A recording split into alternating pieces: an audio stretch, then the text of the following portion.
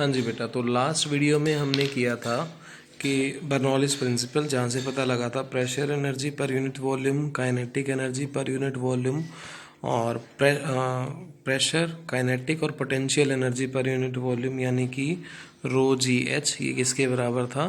Constant के बराबर था। अगर इस पूरी इक्वेशन में मैं इसको डिवाइड कर देता हूँ रो जी से, ठीक है ना, तो ये बन जाएगा P बाय रो जी, और यहाँ से 1/2, ये रो से रो कैंसिल हो जाएगा, V² बाय जी, और यहाँ पे रो जी से रो जी कैंसिल, ये आपका बच गया। कांस्टेंट को रो जी से डिवाइड करोगे तो कोई ना कोई कांस्टेंट ही आएगा, ठीक है ना। तो ये बन गया आपका प्रेशर हेड, ये बन गया kinetic head, sorry velocity head, और ये बन गया आपका पोटेंशियल हेड, ठीक है ना। तो ये तीनों भी क्या है? कांस्टेंट के बराबर हैं। तो ये बर्नौलीज प्रिंसिपल का एक और फॉर्मेट है, आप इसको ऐसे भी लिख सकते हो। अब कुछ लिमिटेशंस हैं बर्नौलीज प्रिंसिपल की जो मैं आपको के साथ अभी शेयर कर रहा हूँ, ठीक है ना। ये रिजल्ट तो अभी हमने लिखा P + ½ rho V² + rho G H is equal to constant, ठीक है ना। अब पहली लिमिटेशन क्या है इसकी, कि जो हमने लिक्विड लिया था वो कैसा लिया था? हमारा आइडियल लिक्विड था। आइडियल लिक्विड का मतलब क्या है कि स्टेडी फ्लो होना चाहिए, विस्कस नहीं होना चाहिए, ठीक है ना, इरोटेशनल होना चाहिए, ठीक है, या स्ट्रीमलाइन होना चाहिए, ठीक है, या एक और क्या था इसका? स्टेडी, विस्कस, इरोटेशनल और ये स्ट्रीमलाइन, ये कंडीशन ली थी। अगर ऐसा नहीं होता है तो वहाँ पर ये एप्लीकेबल नहीं है, ठीक है ना। एक तो लिमिटेशन ये लिख सकते हैं आप, अलग अलग करके भी लिख सकते हैं कि एक पॉइंट ये बन गया कि स्टेडी फ्लो नहीं होगा तो अप्लीकेबल नहीं होगा, विस्कस होगा तो नहीं होगा, ऐसे लिख सकते हैं, खैर, ठीक है ना। अब देखो, अगर आपका फ्लो टर्बुलेंट है ना तो वहाँ पर भी एप्लीकेबल नहीं है, ठीक है ना। उसके बाद जब लिक्विड फ्लो करता है बेटा, तो जिस कंटेनर के अंदर या जिस ट्यूब के अंदर वो फ्लो कर रहा होगा तो लिक्विड वहाँ पर एक विस्कस ड्रैग तो बनाएगा ही, और विस्कस ड्रैग बनाएगा तो यहाँ पर फ्रिक्शन होगा किस किस के बीच में? लिक्विड और इस ऑब्जेक्ट के बीच में, और इस फ्रिक्शन की वजह से कुछ हीट एनर्जी प्रोड्यूस होगी। इसका मतलब 100% एनर्जी जो है लिक्विड की एक पॉइंट से दूसरे पॉइंट पर पहुंच रही है, ऐसा पॉसिबल नहीं है। कुछ ना कुछ एनर्जी हीट एनर्जी में कन्वर्ट हो जाती है, जिससे यहाँ पर 100% हमें एनर्जी, एक ए पॉइंट से बी पॉइंट पर 100% एनर्जी नहीं मिलती है, ठीक है ना। ये कुछ इसकी 2-3 लिमिटेशंस हैं। मैं फिर बता रहा हूँ, जिस ट्यूब में लिक्विड फ्लो कर रहा होगा वहाँ पर उस ट्यूब की वॉल्स के साथ, जो कंटेनर वॉल है उसके साथ भी तो रब होगा विस्कस ड्रैग की वजह से, और वहाँ पर कुछ ना कुछ हीट एनर्जी प्रोड्यूस करेगा, ठीक है ना। तो डेफिनेटली वहाँ पर हीट एनर्जी की वजह से कुछ एनर्जी लॉस होगा, ठीक है ना। 100% एनर्जी यहाँ पर कन्वर्ट नहीं होगी, कंजर्व नहीं होगी, लॉस हो गया हीट एनर्जी की फॉर्म में, ठीक है। उसके बाद मैं आपको कुछ एप्लीकेशंस बताता हूँ, 2 एप्लीकेशन डिस्कस कर लेते हैं यहाँ पर, किसकी? बर्नौलीज प्रिंसिपल की, ठीक है ना। एप्लीकेशन ऑफ बर्नौलीज, ठीक है ना। तो बर्नौलीज की एप्लीकेशन क्या क्या है भाई? देखो, पहला तो मैं आपको बता देता हूँ स्पीड ऑफ इफ्लक्स, ये कर लेते हैं, स्पीड ऑफ इफ्लक्स। अब ये इफ्लक्स क्या होता है? इफ्लक्स एक छोटा सा, मान लो कंटेनर है, और उस कंटेनर के अंदर हमने यहाँ पर कोई छोटा सा होल बना रखा है और यहाँ से वो लिक्विड बाहर आ रहा है। तो इफ्लक्स का मीनिंग ये होता है out flow of liquid, out flow of liquid, liquid का बाहर आना, ठीक है, उसको हम क्या बोलते हैं? इफ्लक्स बोलते हैं, ठीक है ना। तो मान लेते हैं एक चीज़ यहाँ पर छोटी सी एज्यूम क्या करेंगे, देखो एज्यूम ये करेंगे कि ये हमारे पास कंटेनर है, और इस कंटेनर के अंदर से यहाँ से मान लीजिए, या कहीं किसी पॉइंट से यहाँ से लिक्विड बाहर आ रहा है, कंटेनर में यहाँ तक पानी भरा हुआ था, यहाँ से लिक्विड बाहर आ रहा है इस तरीके से, ठीक है ना। तो एज्यूम क्या करेंगे कि इसका एरिया A1 है और इसका एरिया A2 है। ये लिक्विड यहाँ तक भरा हुआ था, ये लिक्विड यहाँ तक भरा हुआ था, ठीक है जी। तो एरिया A1 आपको दिख रहा है छोटा है, तो एरिया A2 क्या दिख रहा है? बड़ा है। तो यहाँ पर जो V1 वेलोसिटी होगी वो ज़्यादा होगी, और यहाँ पर जो V2 वेलोसिटी होगी वो कम होगी। घर वाली टंकी का एग्जांपल ले लो बेटा, जैसे ही नीचे से टैप ऑन करते हो पानी बाहर आता है ना, तो यहाँ पर पानी की वेलोसिटी ज़्यादा होती है। अब ये पानी बाहर आ रहा है तो इस टंकी के अंदर भी पानी की जो हाइट होगी वो कम हो जाएगी, पर ये जो हाइट नीचे की तरफ आ रही है जिस स्पीड से, वो स्पीड इसके कंपैरेटिवली बहुत बहुत कम है। V2 is less than V1 है, बहुत कम है, इस वजह से हम ये मानते हैं कि ये अप्रोक्सीमेटली क्या होगा, ज़ीरो होगा। ऐसा एज्यूम करेंगे यहाँ पर, ऐसा एज्यूम करेंगे, ठीक है ना, क्योंकि V2 is less than V1, ये रीज़न है, ठीक है ना। पर ये बात सही है कि डेंसिटी जो है वो दोनों पॉइंट पर क्या रहेगी, सेम। यहाँ पर जो लिक्विड है और यहाँ पर जो लिक्विड है, दोनों की डेंसिटी क्या रहेगी, सेम रहेगी, ठीक है ना। मैं इसी चीज़ को मैथमेटिकली लिख देता हूँ कि A2 V2 is equal to A1 V1, और A2 या V2 की वैल्यू लिख देता हूँ मैं V2 की, ठीक है ना। V2 कितना हो जाएगा आपका, V2 हो जाएगा आपका A1 V1 बाय A2। अब क्योंकि डिनोमिनेटर बहुत बड़ा है, ठीक है ना, डिनोमिनेटर बहुत बड़ा है, तो हम ये मान के चलेंगे कि V2 जो है वो अप्रोक्सीमेटली क्या है, ज़ीरो है। A2 किससे बड़ा है, A1 से बहुत बड़ा है, ठीक है ना, हम ये मान के चलेंगे। तो अगर मैं यहाँ पर लगाऊं बर्नौलीज प्रिंसिपल, इस पॉइंट पर भी और इस पॉइंट पर भी, दोनों पॉइंट्स पर, यहाँ पर इसको मैं A बोल देता हूँ, इसको B बोल देता हूँ, या इसको 1 ले लो और इसको 2 ले लो, ठीक है ना।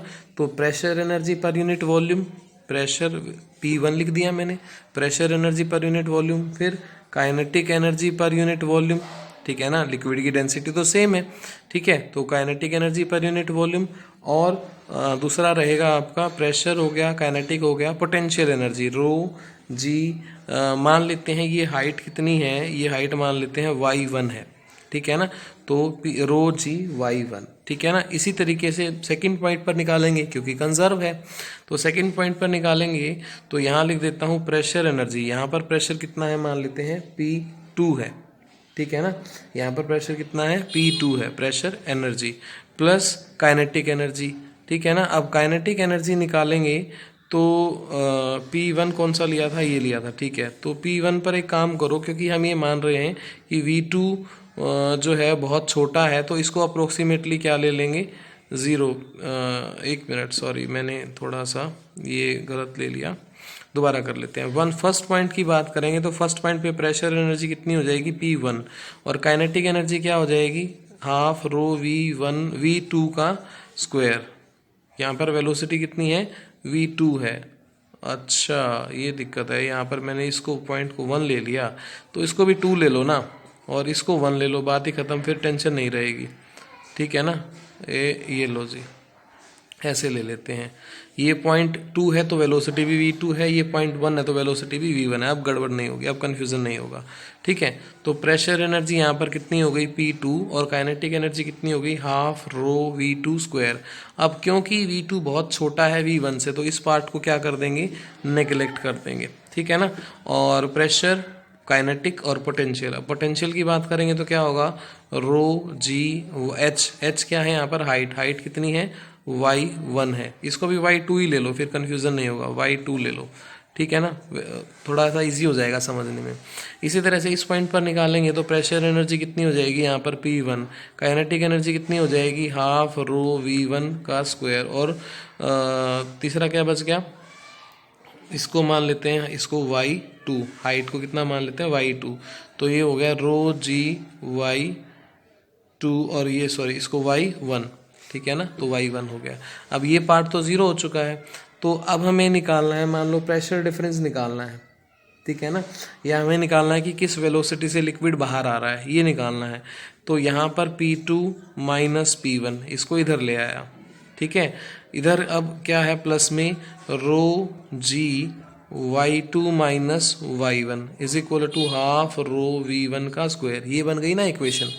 P2 ये माइनस P1 इधर आ गया, उसके बाद ये पार्ट तो ज़ीरो हो चुका है, ठीक है, और ये क्या है, रो जी y2 माइनस रो जी y1, इधर आएगा तो माइनस का हो जाएगा, ठीक है ना, ये आ गया हमारे पास। तो बस अभी यहाँ पर अगर मान लो ये y2 माइनस y1, ये जो हाइट है, ये हाइट कितनी है, h है, तो इक्वेशन क्या बन जाएगी, P2 minus P1 plus rho G H, ठीक है, is equal to half rho V1 का स्क्वायर। तो इस तरीके से हम यहाँ पर V की वैल्यू निकाल सकते हैं, रूट में आ जाएगी V की वैल्यू, ठीक है ना, इसको 2 से दोनों तरफ मल्टीप्लाई कर दो तो आपके पास V की वैल्यू आ जाएगी, ठीक है ना। तो इस तरह से हम बर्नौलीज थ्योरम का यूज़ करके लिक्विड की वेलोसिटी लो या स्पीड ऑफ इफ्लक्स जो है वो हम फाइंड आउट कर सकते हैं, ठीक है।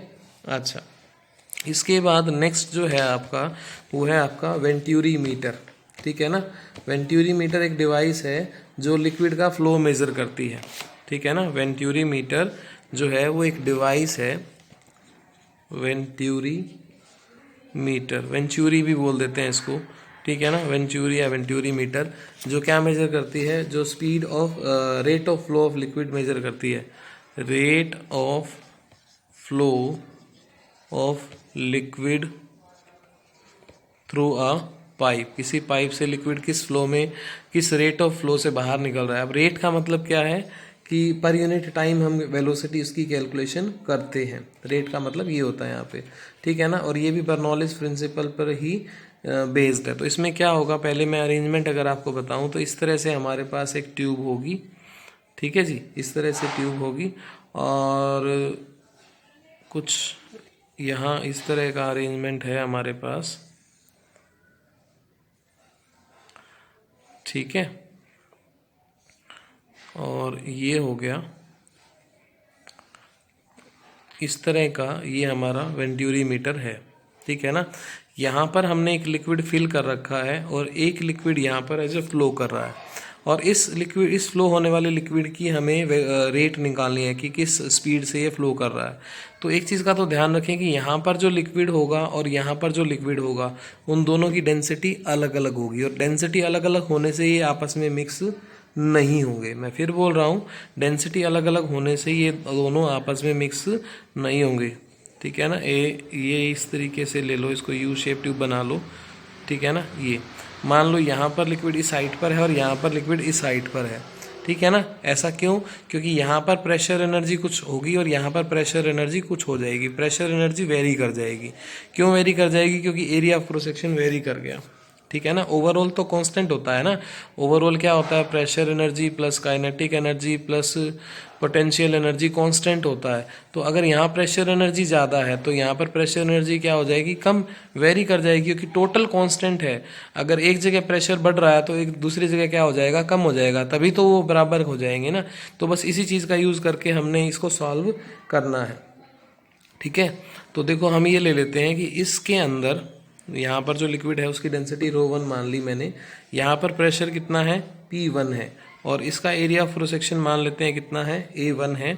यहाँ पर लिक्विड V1 वेलोसिटी से फ्लो कर रहा है।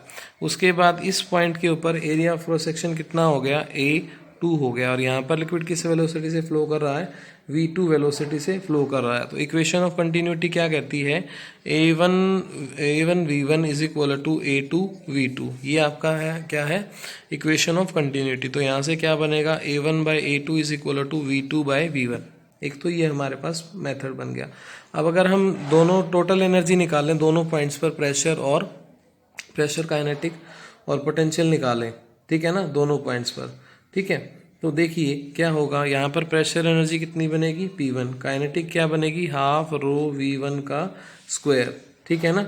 और एक ये हॉरिजॉन्टल ट्यूब है, ये ट्यूब कैसी है, हॉरिजॉन्टल है, एक ही लेवल पे रखी है, तो पोटेंशियल दोनों जगह क्या रहेगा, सेम रहेगा, इसलिए हम उसको कंपेयर नहीं करेंगे यहाँ पर, ठीक है। इज इक्वल टू क्या हो जाएगा, P2 हाफ रो V2 का स्क्वायर, P1 माइनस P2 इधर आ जाएगा, ये P1 minus P2 is equal to half rho V2 square minus V1 square. और यहाँ पर क्या है, प्रेशर डिफरेंस आ गया, और ये प्रेशर डिफरेंस किसके बराबर होगा कि यहाँ जो हाइट है ना, यहाँ जो हाइट है, देखो इस एंड पर प्रेशर ज़्यादा है तो लिक्विड नीचे चला गया, इस एंड पर प्रेशर लो है तो लिक्विड ऊपर रह गया। तो इसका मतलब ये जो डिफरेंस है ये इस प्रेशर डिफरेंस की वजह से है। बात को समझना बेटा, यहाँ प्रेशर ज़्यादा था तो इसने लिक्विड को ज़्यादा नीचे पुश कर दिया, क्योंकि लिक्विड हाई प्रेशर से लो प्रेशर की तरफ जाता है। यहाँ पर प्रेशर कम था तो लिक्विड मान लो ऊपर राइज कर गया। तो ये जो हाइट होगी ना, ये जो हाइट होगी, ये हाइट किसकी वजह से होगी, इन दोनों के प्रेशर डिफरेंस की वजह से होगी। तो आपने ये फार्मूला तो पढ़ा है, P is equal to H rho G। तो यहाँ पर रो क्या है, इस लिक्विड की डेंसिटी है, यहाँ पर रो क्या है, इस लिक्विड की डेंसिटी है।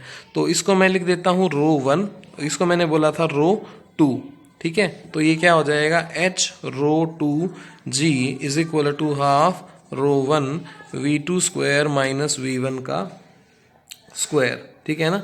ये फॉर्मूला बन गया आपके पास, ठीक है। तो बस अब इसको बना लो। कोई आपको मान लो लिक्विड की डेंसिटी, हाइट G, कुछ कोई दो वैल्यू, ये 1 2 3 4 5 वेरिएबल्स हैं यहाँ पर, 5 में से कोई 4 गिवन होंगे और फिफ्थ आपसे पूछ लेगा इस तरीके से। लिक्विड की डेंसिटी यहाँ पर दे रखी है, ये जो फ्लो हो रहा है इसकी डेंसिटी दे रखी है, हाइट डिफरेंस दे रखा है। तो यहाँ पर ये बोला कि ये वेलोसिटी बताओ कितनी होगी अगर v1 गिवन हो तो। ठीक है, तो इस तरह से आप इसको वेंटूरी मीटर के न्यूमेरिकल्स बना सकते हो। ठीक है बेटा, ओके।